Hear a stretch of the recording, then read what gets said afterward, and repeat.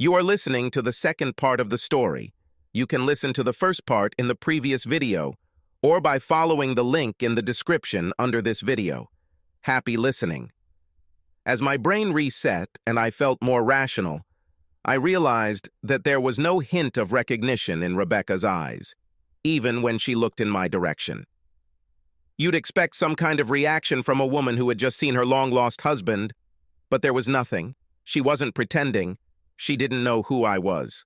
This led to the next obvious question, namely, who is this guy she's with now? He was much older, and he had a seriousness about him that made me assume he was someone important, so maybe my waiter knows him. I made a barely noticeable gesture, and he quietly approached the table. 5-star waiters know how to be vigilant. I nodded towards my wife and said, I think I know this couple, but I can't remember their last name. You don't know who they are? The waiter laughed and said, Of course, senor, this is Dr. and Mrs. March Bretman. She is famous as the mysterious Lady of the Sea, and he is the director of the Psychiatrico Hospital in Palma. They often have lunch here. My God, Becky is married? I took a €100 bill out of the money clip and placed it on the table. The waiter glanced sideways at her and suddenly became a source of information. He said, Everyone in Palma knows their story. The doctor saved her life and then married her. It's very romantic, isn't it? Crap, I said, trying to keep my voice indifferent. Tell me about this story. The waiter said, The beautiful lady was saved by fishermen. She was found floating on a life raft in the open sea. We have no idea how she ended up in this place. She was there with 3 others. But she was the only one left alive. She was taken to hospital in Menorca. I knew that Menorca was an island northeast of Majorca, directly in the flight path from Andrews in Washington to Sardinia. This is where her plane was supposed to crash. I said with a slight hesitation in my voice, How badly was she hurt? She was wounded, senor. But the main problem was that she had been lying under the hot sun for some time without food or water and was not herself. Therefore, she was transferred to the Psychiatrico Hospital here. I said in horror, Not yourself? Gone mad? I guess floating in a life raft after a plane crash can do that to you. The waiter laughed and said, No, sir. She is a very smart and kind lady. I myself had the pleasure of serving her several times. She just doesn't remember who she is and how she ended up where she was found. So Becky suffers from amnesia. I thought it was just a myth or a plot device. It is more pertinent to ask, how can someone with amnesia not be identified in this modern age? Someone somewhere must have a file on her. And then it dawned on me. Becca's security clearance required that anything identifying her be kept national security classified. This information could not be disclosed to anyone, especially if she inexplicably disappeared. So there was no way people in Majorca could have accessed Becca's identity. I pushed the €100 bill towards the waiter, saying, Thank you for the information, and he, as if by magic, made her disappear. He nodded demurely and went back to watching the other diners as they ate. As for me, I had been mourning the loss of my wife for 3 years, and suddenly she appeared, sitting no more than 6 meters in front of me. This might piss some people off, but I'm a nerd. And no matter how strange we may seem to normal people, in a stressful situation, nerds will always replace emotions with logic. If you need a reminder, remember the guy from Long Life and Riches. I analyzed the facts and accepted that the mysterious Lady of the Sea was indeed my wife, and that she did not remember anything from her life before the disaster. This goes without saying. I also understood why Becky fell in love with her doctor. She is a soulful person and naturally gravitated towards those who helped her. Of course, she was already married to me. But neither she nor her doctor knew about this. To be honest, I also had some questions about the ethics of a doctor marrying his patient, no matter how attractive she may be. But that had nothing to do with the current question, which was what I could do to return things to the way they were before I encountered her. The confounding variable was myself. I was still a nerd. I dressed like him and acted like him. But I was no longer the same person Becky knew. I was infinitely richer, perhaps the richest man on this island. Therefore, he could have done anything, including blowing off her current husband, if he wanted. But the one thing I was not going to do was try to seduce her. If she truly had amnesia, then any attempt to come between her and her husband would put me in the same category as Osborne, and I didn't consider myself that way. I've been through pain and I wouldn't do that to anyone. Thus, any attempts to lure the current Becky away from her second husband were rejected. Becca's fall was all shaky, and I always thought she was more of a prey than a hunter. This was true whether I decided to stay with her or not, but now it didn't matter. The woman I had already begun to think of as Rebecca 2.0 was a completely different person, and I had to approach the problem that way, even if she was technically still my Becky.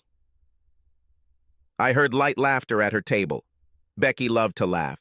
She hasn't changed a bit from the wonderful woman I knew and loved. Of course, there was one obvious exception. She lived on the island of Majorca and was married to another man. I had a lot to think about and needed a lot more information before deciding what to do next. I signed the bill, stood up, and left the terrace. On the way, I had to pass by them. She looked at me, and I winked. For a moment, a shadow of confusion passed over her face, like a cloud crossing a prairie on a sunny day. Then she smiled joyfully and said, "Good morning." Becky always reacted this way to strangers passing by. I held myself tightly and continued walking. Opening the door to my room, I found Bastille on the sunny balcony, enjoying her second afternoon nap. Cats! I think, statistically, the average 12-year-old cat sleeps for 7 of those years. The room featured a wood-paneled office with an ornate desk. I cheerfully walked over to my laptop and Googled plane crash survivor. This was the first thing I needed to understand. Everything was on the internet. Menorca is even smaller than Majorca. Therefore, the story of her rescue was covered only at the local level. However, at the time, it was a sensation. This is where the nickname Mysterious Lady of the Sea came from. They must have left the plane. The waiter said she was found floating in a life raft. She suffered from dehydration and sunburn and suffered a serious head injury. The coma she fell into may have saved her life because it lowered her metabolism to the point that she was still alive when the men in the fishing boat stumbled upon her. The long-term consequence of all this was retrograde amnesia. This was because she must have received a blow. This is a rare but not uncommon condition and is usually associated with traumatic brain injury, such as in a plane crash. This is like wiping a computer's memory without affecting its ability to process data. People suffering from this type of amnesia lose their previous life, but do not lose their basic abilities. So even though Becky spoke Spanish to her husband, I was willing to bet that she still spoke English and still had her remarkable IQ. People suffering from retrograde amnesia lose their most recent memories first. This may be permanent, or they may return over time. Therefore, Becky will probably never be able to remember that she was married or even that she graduated from college. But she was able to retain a few memories of her childhood. It's been 3 years now, so her memories of me are no doubt lost forever. I wondered what it would be like to remember that you grew up in the US, but your whole reality is rooted in Majorca, Spain. This couldn't be pleasant. I guess that's what her new husband helped her deal with. I checked him too. Bretman was German. This was not strange, since it seems that half of this cold nation lives in Majorca. He was a doctor and director of a psychiatric institute on the island. He was considerably older than both of us, 63 to Becky and I's 38, and he had a reputation as a highly respected doctor. I didn't blame him for falling in love with my wife. She is a magnificent creature, but this is the least of what comes from her. Her joy for life, easy spirit, intelligence, and inner strength would be exceptional qualities in any person. They were married for a little over 2 years. I wasn't even going to think about their life together. For more than 10 years, I enjoyed Becca's sweet love, lively communication, and outstanding erotic talents. Bretman was now the recipient of her bounty. I just couldn't go there and keep my sanity. I needed to make a decision. I saw that Becky was alive. Therefore, the simplest and perhaps most altruistic thing to do would be to sail to another place. Let her live the life of a Mallorcan aristocrat, not knowing about my existence, and I can live on, knowing that she is happy. So why did it seem so unfortunate? I told myself, what is the problem? You were almost certainly going to divorce her anyway.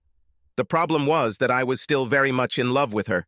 I understand that this is a contradiction, but the complexity of emotions is that they do not obey the laws of physics. After all, two different feelings can simultaneously exist in the same space.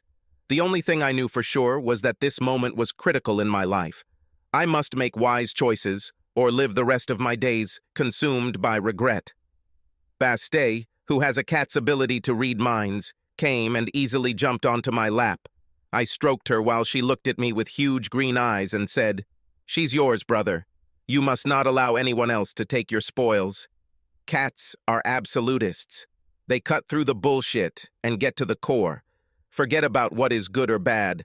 Becky is still my wife, and I can't just sail off into the sunset and leave her in the arms of another guy. Not if I want to maintain my manhood. I wasn't going to try to take her away from Bretman, if she chose him. But, just like that fateful night, I wanted an affirmative answer to the question, do you choose me? Unfortunately, for the sake of my conscience, I will have to do this without violating any of my own rules of righteous behavior. Perhaps I don't exist in Beka Tupino's world.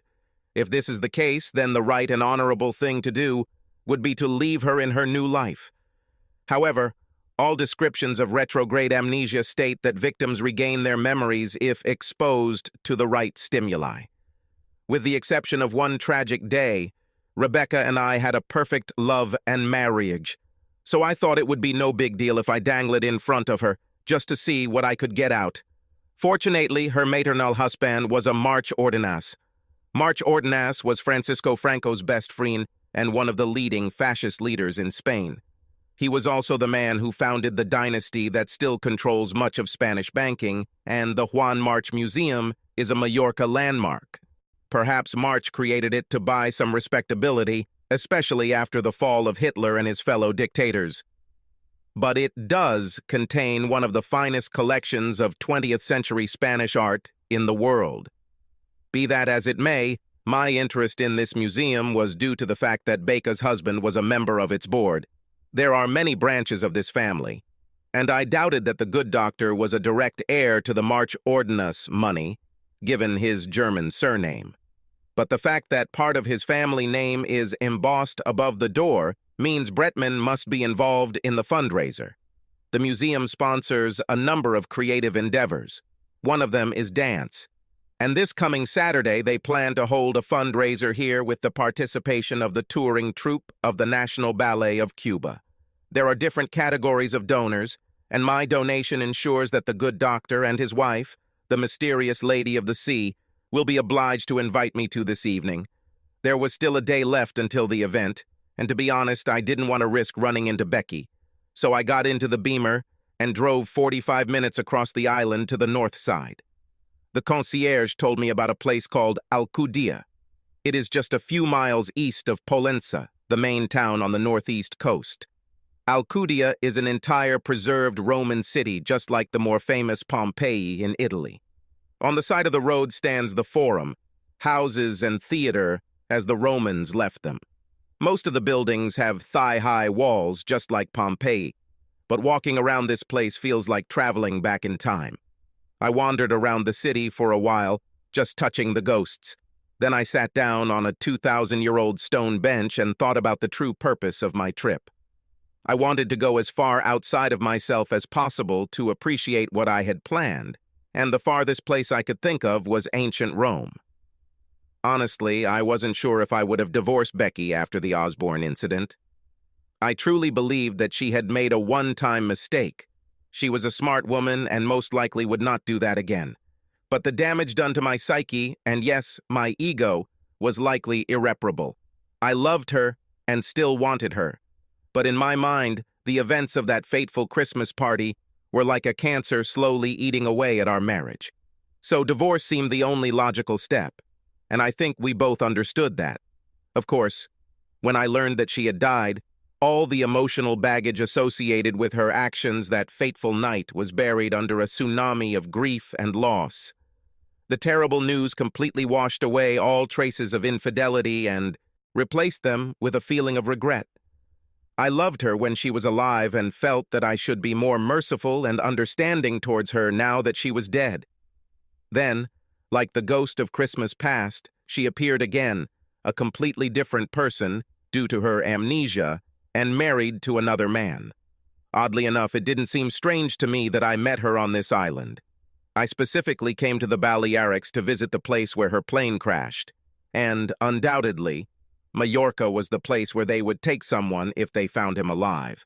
Now, I was literally dealing with a new version of my wife.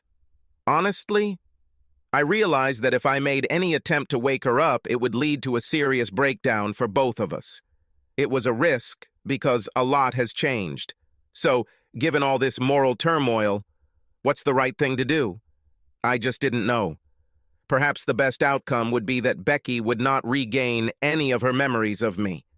I could start a new life with the confidence that fate had decreed it this way.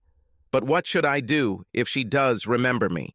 How to establish a relationship with a person who is everything to you, and at the same time, a complete stranger?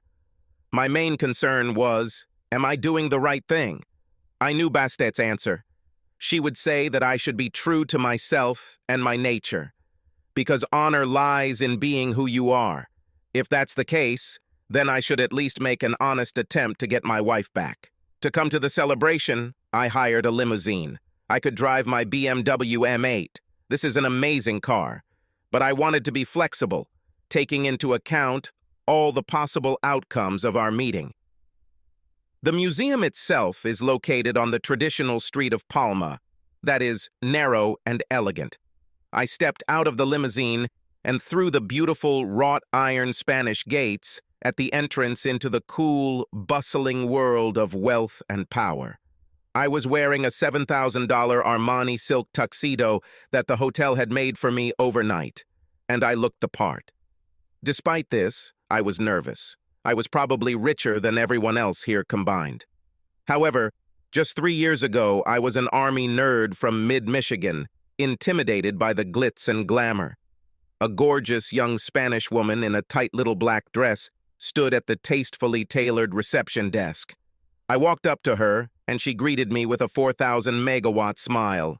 She saw that I was American and probably a donor, so she said, "How can I help you, senor?"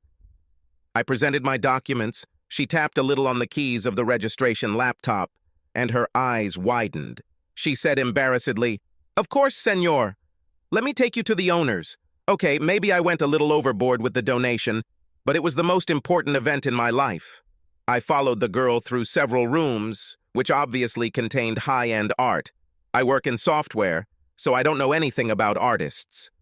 But from the pretentious conversation, I realized that I was among Miros, Picasso, and Dali. Oh my God! The owners themselves waited in the area where food was served. When I walked in, I saw my wife as Osborne must have seen her, sensually slender and sexy. She was wearing a red dress, different from the one she was wearing the last time I saw her, 3 long years ago. The dress highlighted Besa's stunning look: raven black hair, sparkling blue eyes, alabaster skin with red lipstick and nails. She had a perfectly proportioned body, hips, waist, and breasts. It was educational. Honestly, how can you resist something like that? But this time she looked relaxed, graceful, effortless, and truly sophisticated. This was not the nerdy girl I knew and loved. March Bretman was wearing a tuxedo. He looked disdainfully domineering and at the same time exhausted. He was much shorter than me, like most people, with a head full of snow-white hair and an impeccable Van Dyke-style beard. He and Becky were not at all suitable for each other. I saw that they loved each other and were comfortable in their relationship, but in reality they were more like father and daughter than husband and wife. I was aware of the fact that Becky had turned into a completely different person when she went dark, and I had the funny thought that sooner or later she would probably kill the doctor with sex, which, of course, caused an amazing attack of pure, undisguised jealousy. I realized that I had no right to feel this way, because in all moral and legal senses, the woman I met was Bretman's wife, not mine. My little voice whispered in warning, "All this, error." My young lady guide approached them as if they were royalty and said something in Spanish. Both turned and looked inquisitively in my direction. They must have known about the shocking amount of money I had just added to the museum's operating budget. Only Becky separated and headed towards me, accompanied by the little hostess of the evening, leaving her husband standing alone. She smiled welcomingly, and I almost fainted from the unreality of it all. It's one thing to plan. But as Clausewitz said, no plan survives its first encounter with the enemy. Becky approached me serenely, with the grace and radiant confidence of a lady from the estate. She extended her hand in a noble greeting. I took her into mine, and the whole universe changed. Humans are electrical creatures. Our nerves transmit signals in turn from cell to cell, which in concept is no different from a network. And we've just completed the circuit. I felt a connection. She too. Becca's face changed from calm to puzzled. She said in a strong Spanish accent, "Welcome, I'm Maria March Bretman. My husband doesn't speak English fluently, so he asked me to greet you." Confusion was written on her face. I thought in shock, "Maria?" Then it dawned on me, that's right, she doesn't remember who she is. So, of course, she was given a new name. In a Catholic country, what could be more fitting for the mystic Lady of the Sea than Mary? I said, trying to keep my voice steady.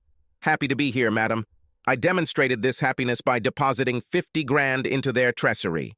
Perhaps I could have gotten an invitation for less money, but he didn't want anyone to interrupt him. Additionally, this is just the accrued interest for any given to a stay. Money makes money, and I couldn't spend it all in a dozen lifetimes." I added, "My name is Eric, and I am honored to meet two such outstanding philanthropists." When I said my name, Maria began to look even more confused and upset. However, she recovered gracefully and said, "Let me introduce you to my husband. He is a sponsor of this event and would like to thank you for your donation. I will translate for him. I could barely stand, because the fact is that I was her husband, and everything was starting to seem like a very bad idea." She turned and I followed her. Oh my God! The dress was backless, right down to her second two adorable dimples. Becky would never wear something like that. The smooth, muscular, alabaster vision before me nearly gave me a heart attack. It's a miracle that my hand didn't shake when I shook Bretman's hand. He said something in Spanish. Maria translated, "My husband thanks you for your donation and would like to know who you are and what you do." The guy was just polite. However, he took me through the looking glass much earlier than I had planned. Well, I took up the tug. "Don't say it's not hefty," I said, speaking slowly so that Maria could translate. "I worked for the U.S. government in a place called Fort Meade in Maryland." Maria gave me a shocked look and then looked away with growing concern. Fort Meade definitely brought back memories, of course. She spent her entire professional life there. I added, "I was happily married to a woman named Rebecca, whom I loved immensely, but she lost it in a plane crash, and her death almost killed me too. It was already close to the line. But if I wanted to resurrect old memories, I had to tell her like it was." Maria translated again, looking more and more puzzled. Her husband listened politely, the way you would if some boring nerd who had just handed you 50,000 in cash was telling his life story. I added because I was moving into territory that Becky knew nothing about. I was so devastated by her loss that I resigned from the army and went public with my little invention. It brought in an incredible amount of money. Then he laughed and said smugly, "Well, you know how technology creates billionaires overnight. Bretman couldn't have known this because even Americans don't understand the implausible world of technology markets." So I added, "And since then I've been wandering around the world, trying to come to terms with the loss of my wife, whom I called Becky." And finished sadly, "It is very difficult."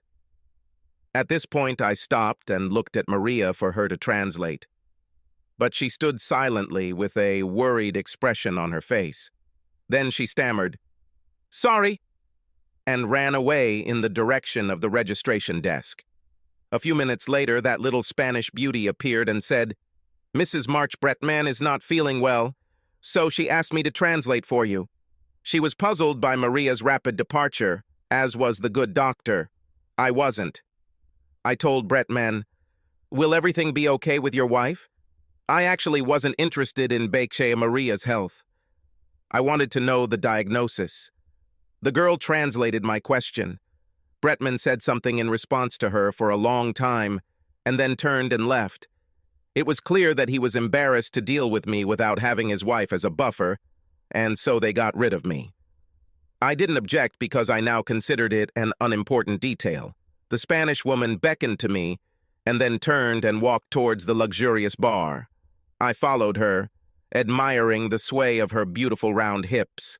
She was about 5'7" and perfectly proportioned, if you like curvy women.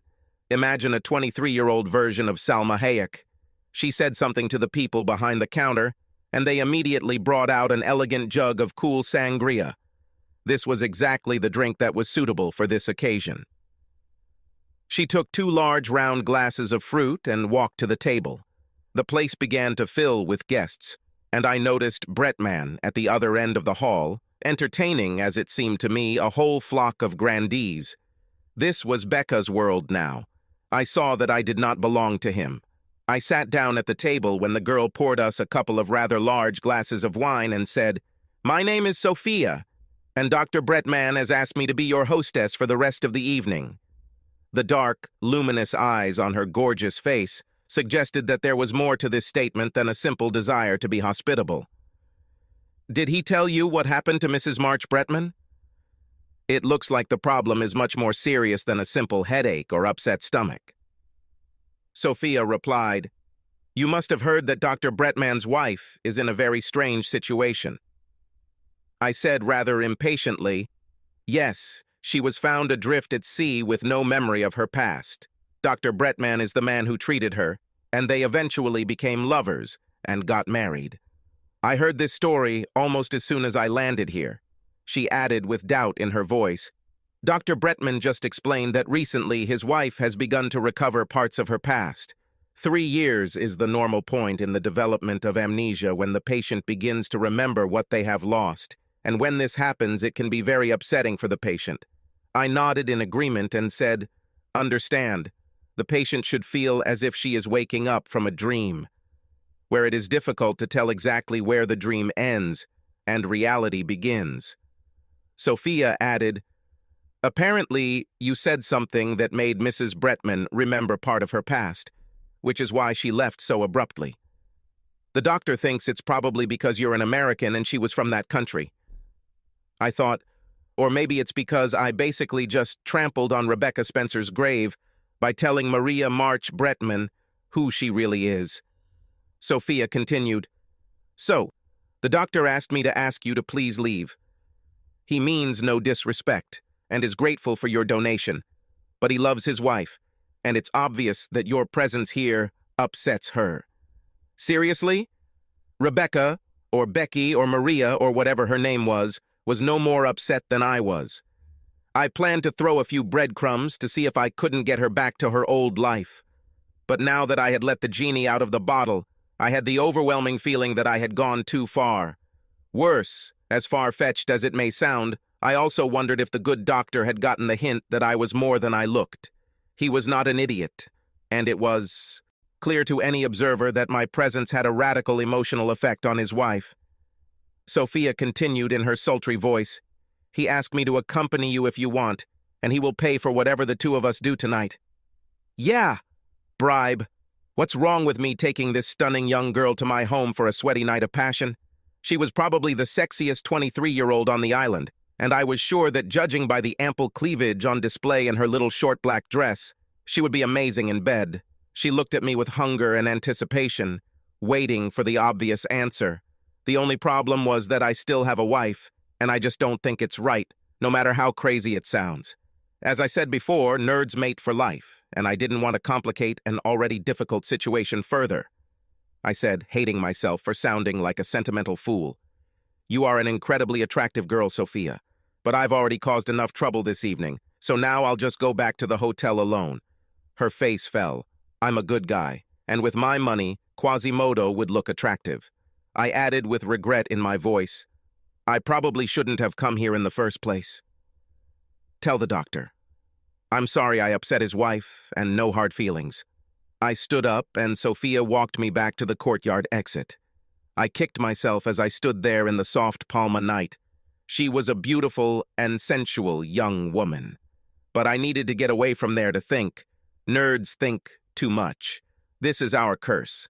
I sincerely said, I'll feel better in the morning. Give me your number. Maybe I'll call you. This cheered her up. I handed her my phone, and she entered the number into it, saying, with a lot of promises in her voice, Call me, senor. You will not regret it. And I went outside. I probably looked out of place walking around in a silk tuxedo amid the hustle and bustle of Carrer Saint-Michel. It was lunchtime, so the streets were crowded with the noise and smell of those ubiquitous little motorized scooters that locals ride like they want to kill themselves and you. They moved through the leisurely herd of tourists like border collies herding sheep. I walked slowly in the beauty of the evening palm, dealing with strong conflicting emotions. I couldn't go back to what it was like after meeting Becky and talking to her. But what could I do in this situation? The only thing I knew for sure was that I had to do something. The large crowd was excited as they passed through the arch leading to the Plaza Mayor. Plaza Mayor is the central place in this part of Mallorca. This is a huge space where open-air markets are held. That evening there was some kind of spectacular fireworks show. Everyone stopped to watch. I stood a few meters from the plaza with my hands in my pockets and looked up as rockets streaked overhead and burst into starlight, which provided the perfect backdrop for a quiet voice behind me to say, Hello, Eric. I knew this could happen, but it still shook me to the core. She followed me. I turned around and she was standing there in her gorgeous red dress with tears in her eyes, looking both scared and hopeful. Her stunning beauty was like a physical blow to the chest. This set me back a step. I said in a trembling voice, Rebecca? She nodded readily. It was the same quick nod she gave when I first learned she was Tiffinalarian. Then she ran into my arms and we kissed like long-lost lovers, which we probably were. The crowd around us thought I proposed or something. Everyone was clapping and cheering us on, and we kept clinging to each other as if we ever let each other go, we'd bring the whole world down. You could almost hear the romantic music playing in the background. At that moment, the romantic interlude was interrupted by 5 men in formal uniforms. A gloomy, elderly man, clearly their leader, approached us and said authoritatively, Come with me, Madame Bretman, and we will take you back to your husband. The tone of voice sounded like someone talking to a mentally ill person. She looked at him and said firmly, My last name is not Bretman, and I am not a doctor's wife. She turned, pointed at me, and said, I am his wife. This small gesture meant the world to me. Rebecca made her choice without hesitation. The leader said patronizingly, Of course, madam, but we still have to return you to your husband. He is very worried about you. It suddenly dawned on me that the entire conversation was conducted in English. It was for my sake. He turned to his 2 henchmen and said, Please escort Mrs. Bretman back to the museum. Each man carefully took one of Becca's hands and led her away. She continued to protest gently. This was the Becky I knew. She would rather die than arrange a sandal. The gentleman doing all the talking turned to me and said, I have instructions to put you on a boat and see to it that you leave this harbor. If you do not do this, you will be arrested for attempting to kidnap Mrs. Bretman. I realized that Bretman was not as ignorant as I thought. He guessed that I was Becca's real husband and wanted me to disappear. Then he could return to the pleasant pastime of psychologically manipulating my wife. The clumsy attempt to sweep me under the rug completely negated any moral obligations I might have towards our common spouse. The authorities are on his side, and there was no way I could win in the current situation. But, as I mentioned, I have certain skills, and Bretman just bought himself a one-way ticket to his doom. It's time to play dirty. My boat was in the same direction as the hotel. However, instead of taking the Carrer dels Apuntadors to Plaza de la Reina, we took Avenue d'Antoni Maura, which led directly to the marina. I was passive throughout the entire walk, because they essentially threw me back into the thorn bush. I needed to get to my hacking gear before I could do some really bad things to each and every bad guy, and that was on a yacht. But my luggage and Bastet were still in the hotel. I protested, "You should let me go back to the hotel to get my clothes and the cat." The man said with slight sarcasm, "This has already been taken care of, sir. My people don't appreciate your cat unless it really is a cat and not a miniature leopard. 2 of them are now with the doctors. They are treating their wounds." Obviously, Bastet did not go easy. He added warningly, "If you return, you will be arrested on serious charges."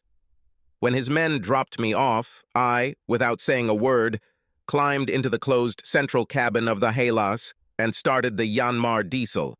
I switched the engine and slowly sailed out of the parking lot, turned on the running lights and headed southwest towards the distant lighthouse of Cala Figuera and apparently out of their lives. As soon as I cleared the breakwater and entered the Bay of Palma, I turned off my running lights and silently sailed towards Isla de la Caleta, near the Playa de Ilete area, southeast of Palma. The entire time I was doing this, Bastet was complaining loudly from below deck. As soon as I was firmly on the 2 anchors, I opened the gangway hatch, and she rushed past me as if she wanted to continue the fight. I laughed and said, "They're all gone." Bastet stared at me with the primal rage of her kind blazing in her huge green eyes and said indignantly, "They put me in a cage. It's good that you killed them all, brother. It saved me a lot of hassle." Cats never stray far from the jungle. After all the emotional turmoil of the evening, it was still only 10:30. I poured myself a couple glasses of Johnny Walker Blue to relax, lit a Cohiba Cuban cigar, and sat on the deck with my cat. Bastet was still fantasizing about ripping out her guts. I watched the lights come on in the hotels behind Playa de Ilete.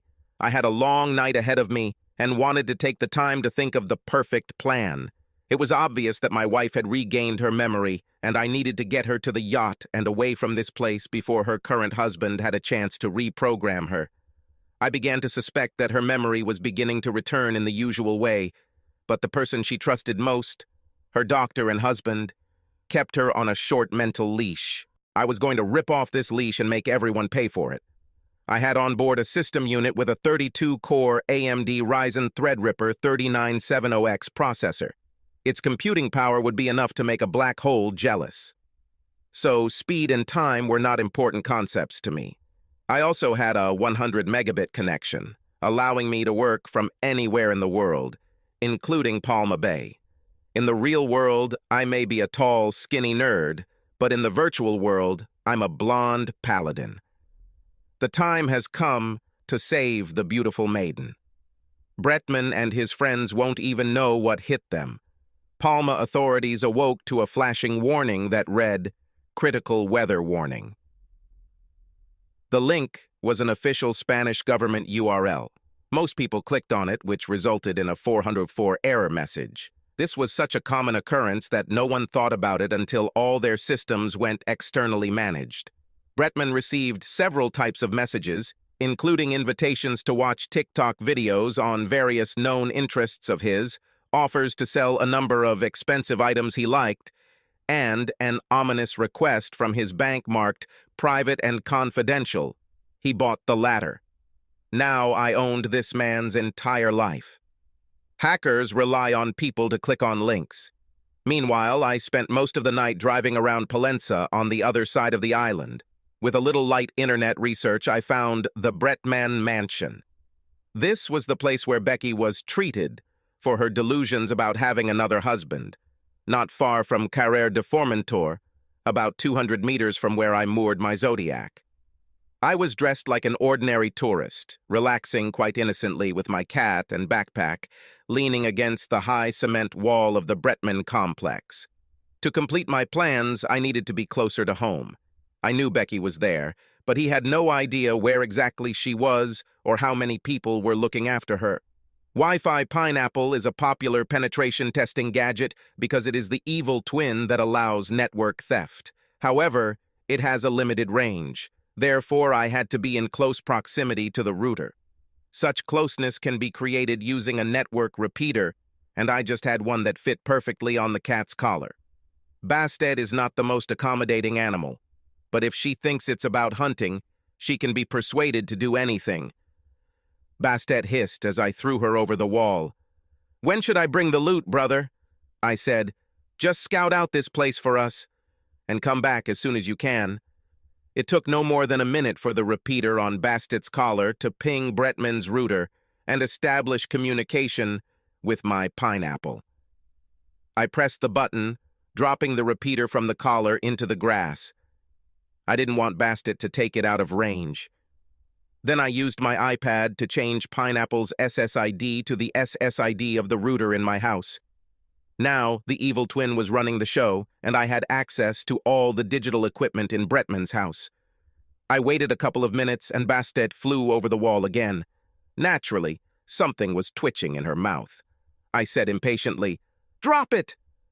She growled, "Wait," and disappeared into the bushes.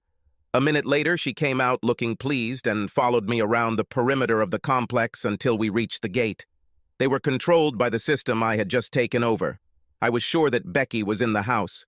Her phone was pinging all night, and the small dot was blinking regularly in the same place. However, I needed to know exactly where exactly it was. The security cameras in the house were state-of-the-art. Becky was reading in her luxurious bedroom. She was wearing skinny jeans and a simple peasant blouse that emphasized the perfect oval of her face. She looked like she was being sedated. There were several servants in the house, all women, and one thug guard sipping coffee in the kitchen. I needed to distract the guard. I'm a pretty big guy myself and quite strong, but nerds aren't instinctive fighters. They prefer tricks. With the guard out of the way, I planned to run about 100 meters to the French doors that opened from Becca's bedroom into the expansive ornamental garden. From there, I had to return to the Zodiac and go out into the Mediterranean Sea. I programmed an attack on the function buttons. The first was to set off the alarm in the garage behind the mansion. It was several hundred meters up the hill. As soon as the guard responds to the alarm, the second will unlock the gate, and the third will unlock Beca's room. I saw from the system that all of its doors were protected by digital locks. Bretman literally kept his wife under lock and key. This meant that Becky had told him that she was my wife, and in my mind, this dishonorable act of his justified everything I was about to do. Even if I didn't know that the good doctor was sleeping with my hot girlfriend Sophia on the side. The moment of truth has come. I told Bastet, "Stay here," and pressed button number 1. In the distance, a siren howled ominously. I saw the guard jump to his feet and run out the door, followed by most of the staff. Then he pressed buttons 2 and 3. The gates unlocked and began to swing open. I rushed across the lawn. Bastet was running silently next to me. "Cats!" Her impatient look said, "Who are we attacking, brother?" I walked up to the French doors to Becca's room. My wife heard the warning siren and stood in the doorway, looking outside worriedly. As soon as she noticed me, an expression of adoration appeared on her beautiful face, and I hesitated, shocked by the depth of my feelings for her. Bastet hissed, "Faster, brother!" I reached out, turned the handle, and opened the door. Becky looked surprised. She obviously knew she was imprisoned and wondered why the door opened so easily. I grabbed her hand and said, "Hurry up," and we began to walk back down the sloping lawn to the gate. As soon as we were outside the walls, Becky said, "Wait." She turned and did something intricate with the gate keypad. The gate slowly closed. I didn't know what spell she was using, but my wife is a real magician. She said, "I blocked them. It will take forever to get out of the complex." Anyone watching from the outside would have seen the tall botanist and his beautiful wife casually strolling hand in hand towards the water. Oddly enough, they were accompanied by a large gray-spotted cat, walking next to them like a house dog. The three of them climbed into the Zodiac and sailed away to a big blue sailboat and a new life together. The authorities of Palma agreed to forget about the existence of Becky and me. That is, if I unlock their computers. It's amazing how governments around the world have become so dependent on their information systems and how much leverage can be gained by accidentally owning them. Isn't ransom fun? As for Bretman, I could prove that he was a randy old goat. I had messages and emails documenting his inappropriate affair with his assistant Sophia Montes. And in the case of my wife, it turned out that the good doctor kept Becky in strict psychotropic bonds the entire time they were married. In my opinion, this was exactly the same side of criminal rape. I had enough information on this man from the data dump I scraped from his computer to ruin his life, and I sent him an anonymous message through the Tor browser to make him aware of this fact. And yet, it turned out that the loss of his wife was punishment enough. Becky was the only thing he truly treasured. However, since I felt the same way about her, I was in no mood to share it. Becky fell asleep as soon as we got on board. The Hylas had an exceptionally luxurious cabin with a real bunk, and she staggered across the deck and down the companionway. As she disappeared, she muttered, "I need to sleep. He gave me something. I don't know what it is, but I need to sleep. I have added one more charge to Bretman's account. I sayed with the relief one might feel when one has just gotten one's life back. Stay there as long as necessary. We have a lot of conversations to do, and you need to be rested and clear-headed to do it. Much more could be said, but that will be later, when the nightmare passes." I knew we needed space and time to deal with the radical changes in our lives. There were several places we could go, but there were also limitations. The first was that we could not go to the nearest shore, Spain. I have enough problems in this country. So it will be France. I may have been richer than Croesus, but the situation was relatively new to me, and my previous experience had not extended beyond Michigan, Pittsburgh, Fort Benning, and the Beltway. So I did what any ignorant botanist would do. I went to the only place I had ever heard of and which I knew for sure was in the south of France, Monaco. The satellite navigation showed that it was just over 400 miles away and about 2 days' journey. I set the autopilot to magnetic heading 047 north-northeast and raised the sails to a steady 8 knots. A strong westerly wind was still blowing, and we were on starboard tack. It was a beautiful day for swimming. The Hylas is a wet boat, in the sense that it is designed to cut through the waves rather than crash against them. This design provides a smoother ride, but at the same time a lot of water gets through the side. Therefore, the cockpit, located immediately behind the mast, is sealed. I was sitting at the helm, admiring the late evening sunset, when my wife appeared with Bastet. Becky left her previous life with nothing but clothes on her, but she got hold of one of my hoodies. Since there is almost a 30-centimeter difference between her height and mine, she maintained her modesty. Bastet curled around Becca's legs, as cats do, expressing love, which was surprising, since I did not even suspect that Bastet loved anyone other than herself. Becky drank 2 glasses of the premium Beaujolais that I keep below deck as ballast. This is my version, and I stand by it. She looked sleepy, handed me 1 bottle, and said, "I slept for 13 hours, and I'm going to continue. But I would like to sit here for a minute to reassure myself that it is really you, and that everything is really happening." She sat down on the bench next to the pilot's seat, tucked her long, slender legs under her, and sipped her wine, looking at me as if she still thought I was a dream. Bastet sat next to her, like a kind little cat, and poked her head, which is what cats do when they mark with a smell what they consider theirs. What did my magician wife do to my formerly ferocious cat? Becca's thick raven hair was tousled, and her huge blue eyes sparkled with sleep. She looked magnificent in the soft fading light of the Mediterranean sunset. Her perfectly proportioned features with incredibly sensual lips and long, graceful neck sticking out of my old army sweatshirt looked relaxed. She said, "It's true, isn't it? Do you still love me?" This was not as unusual as it might seem. Seriously, I was considering divorcing her when her plane crashed and she has been living with Dr. Coble as husband and wife for the last few years. This can be a deciding factor on several levels if you're a fairly insecure brat, but I just didn't feel it and said, "Of course I love you," and he never stopped loving, no matter the situation. However, the circumstances that will unfold next are complex, and we need to take as much time as necessary to understand them. I added, without mincing words, "I'm heading to Monaco." Here I stopped to admit my confusion. "This is the only place in the south of France that I have ever heard of.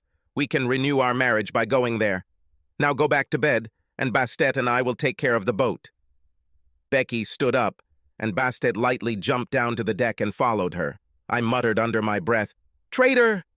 My wife had always been like St. Francis of Assisi when it came to animals, and this was further proof of how little she had changed. When sailing alone, you learn to doze wisely.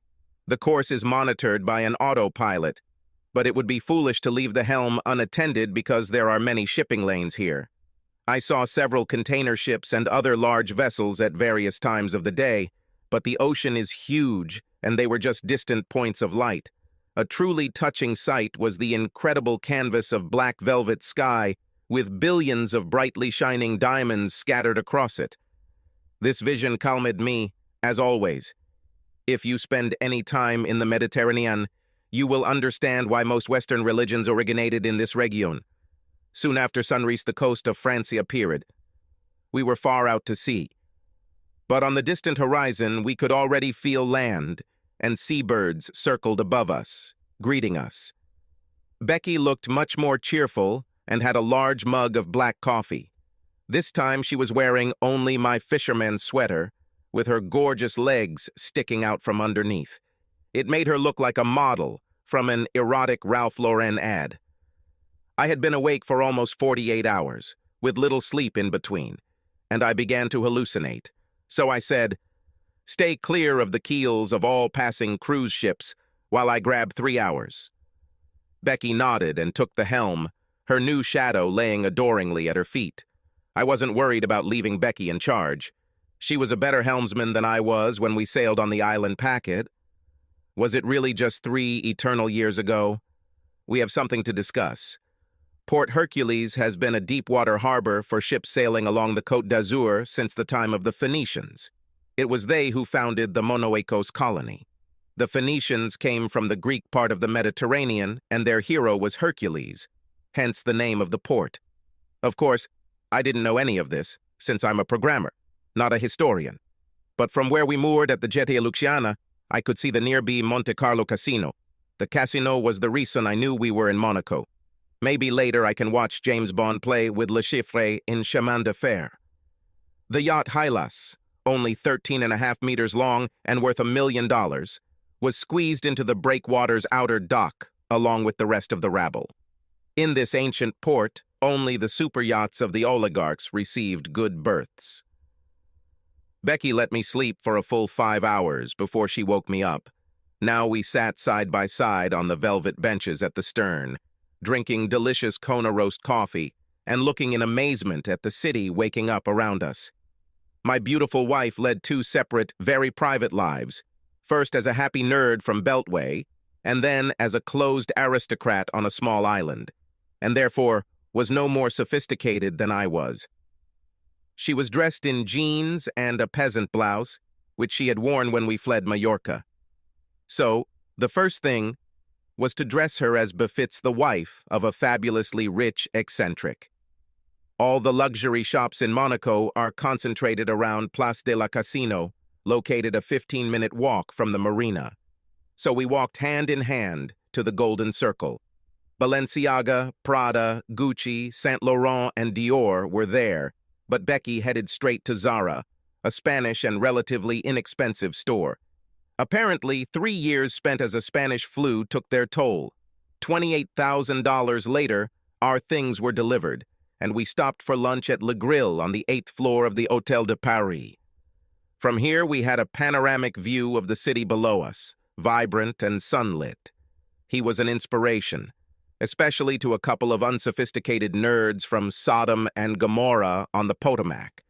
Of course, this elephant still stood between us, and sooner or later we would have to fight it.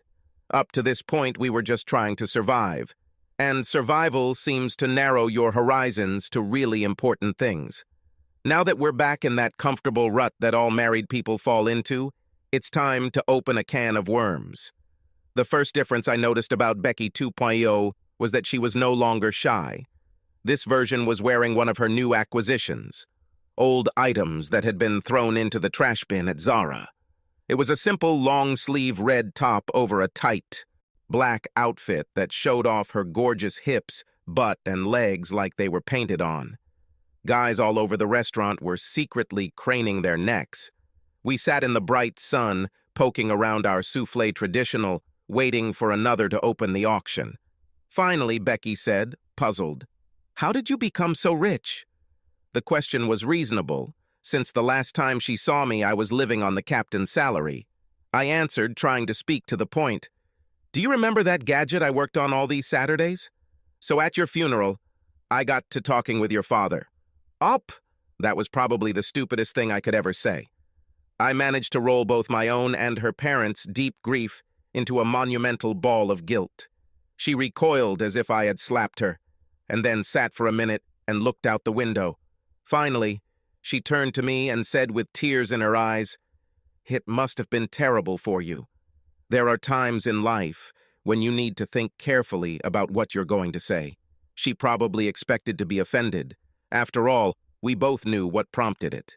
But her death put everything in its place, and her subsequent life as a different person erased any feeling that the woman sitting at the table opposite me was the old Becky.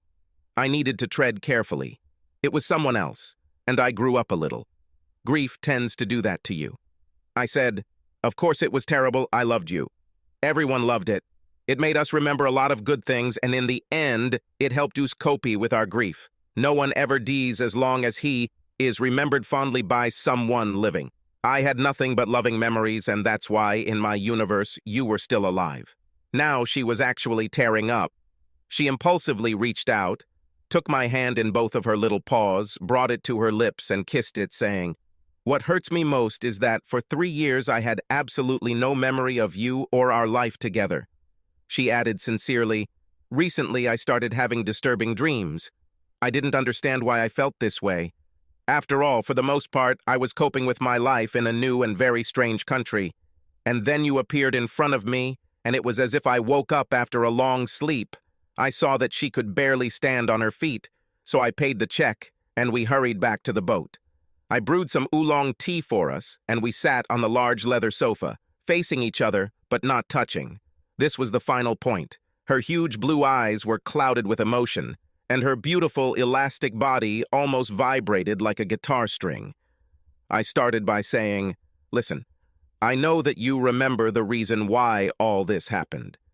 She looked worried and said, "I recovered most of my memories, but the details of the period leading up to my awakening in the hospital in Palma are hazy," and hesitantly added, "It's like a scene in a movie when you see enough fragments of a cataclysm to understand that you are there. But you don't remember a single detail. I clearly remember how I came to my senses in a crashed plane and moved from its wing to the raft. It was in the dark and in the pouring rain." She added bitterly, "But I don't know how I got there. I remember the sun, the thirst, the pain in my head, and how scared I was. I also remember the panic I felt when I first realized that I didn't remember who I was.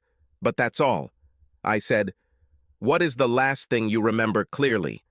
She thought for a second and said, "The last coherent memory of our life together was you and me the week after Thanksgiving, with my parents in New York. We were so happy then." So Becky had no memory of the period between then and her awakening in early January in Mallorca, with a completely blank slate. It made medical sense. I knew from what I had read that memory loss of the period before a traumatic brain injury was common. Whether this is because the brain cells are actually destroyed or the event was so severe that the subconscious mind decided to bury it is still a matter of medical speculation. Recent traumatic brain injuries sustained in Iraq have prompted more careful study of this issue. Thus, Becca's memory of the 3 weeks leading up to and following the disaster, including her struggle to survive, was undoubtedly lost forever. Considering that the events that followed, her disappearance and reappearance in the first place, were orders of magnitude more significant than the mess with Osborne, it seemed childish to even bring up the subject now. I said incredulously, "Are you saying that you don't know why you ended up in Mallorca in the first place?" She said, still looking worried. "Yes. Can't you tell me?" And I told you. I did this impartially and without editing. Now I was an incredibly rich boor, and she was the ex-wife of a Spanish nobleman. So, in my opinion, it would be infantile to waste time on a one-time grievance related to someone else. I told her that we would most likely break up because of this, but now it doesn't matter anymore because we have become two different people, no matter how incredible it may seem. "Of course," she cried. It was such a sad situation. I assured her that I had extracted several painful pounds of flesh from her seducer, and she said that was not why she was crying. I hear you asking me, why was Becky so dismissive of her blunder with Osborne? Well, think about it. She just spent 3 years doing her duty as a woman with another man, and rightly so, this will most likely be a bigger problem than one drunken slip-up. She said, "I am humiliated by what I did that night. I will have to bear this stain for the rest of my life, and I will bear it with shame. I was a naive fool trying to deny my own sexuality. But now I know myself much better, and I also know that this will never happen again." Then she looked at me intently and said with a challenge in her voice, "It seems to me that everything I did that night pales in comparison to the fact that I lived with a man whom I loved so much that I married him." Heinrich was very demanding and more than a little perverted, and to make matters worse, I was enjoying it. My wife was completely honest, which is what an honest person should be at this stage. She said that the old Becky, the nerdy girl I knew and loved, was a thing of the past. Before me is a completely different woman, with a refined appetite for the carnal arts, thanks to a very dirty old man. I had a sad feeling that now it was I who was inexperienced. My wife was no longer ashamed of her passions. On the contrary, I used them to the maximum. She and her second husband were obviously doing something extraordinary, and she now appreciated the act of love like a connoisseur. It was something I either had to accept or just leave. I won't lie. This shocked me. I already realized that the stumbling block would be Becca's second marriage, with all the ensuing consequences, and I knew that this was the only thing I would have to come to terms with. That is, if we ever want to return to the intimate connection we once had. But that's my problem. Becky played no role in the decision-making process.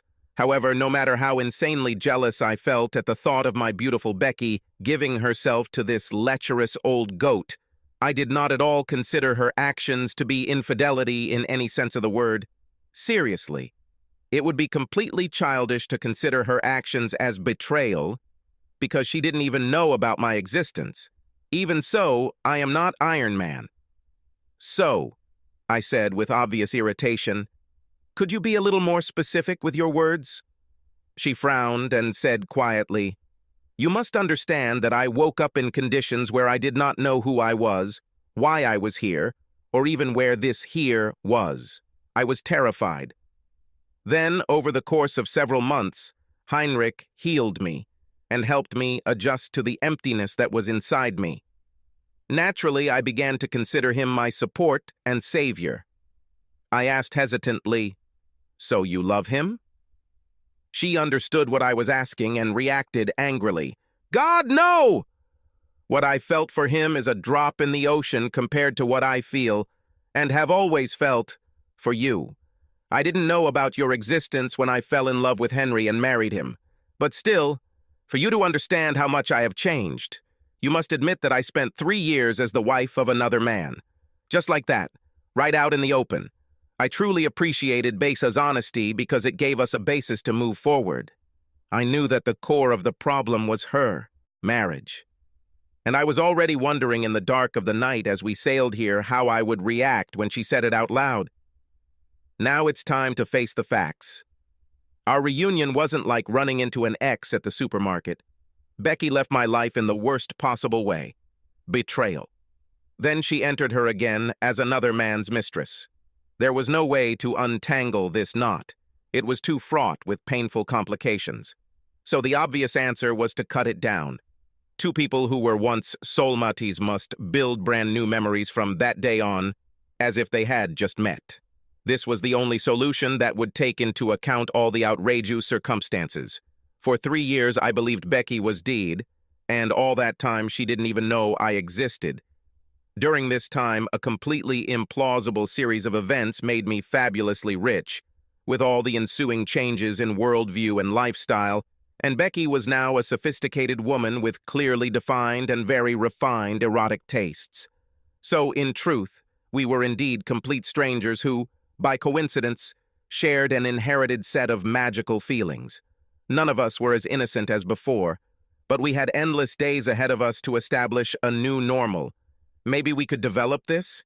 This may be easy, or it may not be possible. Everything depends on our ability to start over, based only on the individuals we have become. Becky was very smart. So I knew she would understand what I was talking about when I looked deep into her beautiful eyes, extended my hand and said, "I would like to introduce myself. My name is Eric. We are complete strangers now, but I think that we can build a life together. All we need is to base it on an old love. Do you want to accompany me on this journey?" She gave me the same quick affirmative nod she gave me when we first met, both times before, and simply said, "Forever." My wife was an absolute terror that night, wilder than I remembered her. This was truly our first night alone, at least when we weren't evading the Majorcan authorities or on the ocean. So I wanted to make it unforgettable. I made a reservation at La Montgolfière Henri Gerasi restaurant. It was the closest Michelin-starred restaurant, and money can buy anything. Because of her flamboyance, Becky has always favored bright colors. At least in this respect, she has not changed. So, she was wearing a sparkly emerald Balenciaga dress that we picked out that morning. It showed off the cleavage of her graceful breasts and her gorgeous, slender figure. Looking across the table at Becky, I felt a deep discrepancy between the graceful and sophisticated woman I was dining with and my favorite nerd. My new wife was a striking socialite who fit seamlessly into the luxurious surroundings. I'm much smaller, but I studied. The waiters, being French, made a lot of fuss during our meal. But Becky did not take her ardent gaze off me. She seemed to still be convincing herself that she wasn't dreaming.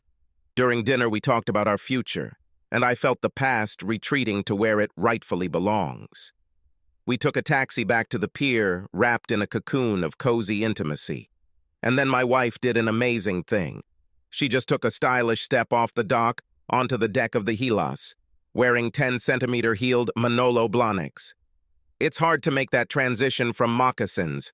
What's even more incredible is that I've never seen her wear anything other than 5-centimeter heels before. As soon as she stepped onto the deck, she gave me a cat-like smile, unbuttoned her dress, and threw it at her feet, right there, in front of God and everyone in the harbor. I knew it was close to midnight, but still. She stood in the Venus de Milo pose, wearing nothing but sexy black lingerie and taupe elastic stockings. She stood in this position for a second. Then she gave me a satisfied look, got out of her dress lying in a heap, came up, grabbed me by the BVL Gari tie, and dragged me along the ramp. Watching those beautiful tight buns twitch in the thong while I followed was very intense, if you catch my drift. Of course, the fact that Becky was wearing a thong was another reminder that the new version had a few extra features. As soon as we got downstairs, she turned aggressively and knelt down, still giving me a sly smile. She pulled my pants off and got to work. Becky 1.0 has never done anything like this in our entire marriage. This new incarnation of my wife, under the guidance of the good doctor, has clearly learned a lot of new things. Predictably, I was overcome by an explosion of pure jealousy, but I could also tell that this version of Becca was trying to tell me something with this. She was a new and improved model, and I better just sit back and enjoy the ride. When we got to the bed, Becky wrapped both arms around my neck, placed her right hand behind my head, and pulled me into a heated kiss. Her wide, sensual mouth opened under mine, and I felt her tongue penetrate inside. She moaned loudly from these sensations. I wrapped my arms around her and pressed her to my chest. Her beautiful breasts were between us. She was breathing quickly, overwhelmed by the sensations. Her moans became louder. She freed herself for a moment, unclasped her bra, and let it slide sensuously from her shoulders. It was a show designed to stimulate me. The old Becky would never have done this. Becca's breasts are truly magnificent. I've seen them thousands of times before, but this is like watching the sun rise over the ocean, proof that God exists. She pushed me away and climbed onto the bed, positioning herself on top of me, and we had sex. When we finished, I looked in araze. In those amazing blue eyes, I saw incredible strength, vitality, and irreplaceable wisdom, and then some. It was a simple statement that there was only room in her heart for one special man, and that man was me. It was a vision of her unwavering loyalty and absolute devotion. The lessons we learned in the process of rebirth have made us devoted life partners, and this newfound wisdom will guide our decisions. Chemistry is a funny thing. The attraction never goes away. Life has taught us both the price of choice. Some people just know it. Others have to learn things the hard way. But we both knew the rules now, and they were together forever. She said with deep feeling, "I love you, Eric. You will never have a reason to doubt me." It's a cliché that life is a journey of discovery. But again, platitudes exist precisely because they are true. It was the same with us. It took several bad decisions and unimaginable tragedy for us to understand each other. Now it will be a partnership, hers and mine. We will live our lives to the fullest, and Eric and Becky will fight together against the hellish minions of the Burning Legion, forever. Monterosso al Mare is the largest of the Cinque Terre ports. The Five Pearls are fishing villages on the Italian coast, located 60 miles south of Genoa. Like the other four picturesque towns, it is isolated by steep hills, where olives, grapes, and lemon trees have been grown since Roman times. This is an ideal place for people who want to get away from it all, to sit and talk. We sailed leisurely along the Mediterranean coast from France to Italy, stopping at every interesting place we came across. We dropped anchor and took the Zodiac to experience the history, food, and culture, often accompanied by a big spotted cat. Becky and Bastet became close to such an extent that this treacherous cat never left her side. Cats. Unlike my wife Rebecca, cats have absolutely no sense of loyalty. However, in many ways, my nightly talks with Bastet made me tougher and more pragmatic. At the same time, Becky and I developed a relationship that was perfect for a sailboat. There was no one else. It was just us and the ocean. It had been almost 6 months since we began our journey, and what we found was ourselves. Or at least new and improved versions of us. I guess you could call it growing up. We sat at a table outside the Enoteca da Eliseo restaurant in the old town of Monterosso, enjoying a superb example of local grapes. Becca's fabulous legs in Ralph Lauren, mulberry silk shorts threatened to cause a civil uprising among the Italian guys who walked by in packs. Becky loved the attention. She's come a long way from the shy crypto nerd she was just 3.5 years ago. Her bright and sunny personality remained the same, and her almost unearthly intelligence was the same as always. But like the fine wine we enjoyed, my wife achieved an exquisite balance of complexity, power, and elegance from a legendary vintage. She knew how to enjoy life. She continued to give me playful glances as she slowly spread and then crossed her legs again, knowing what this does to the male population. Old Becky would be embarrassed. The new one considered it a kind of sport. She read my expression and said, "Do not look at me so. You've changed just as much as I have."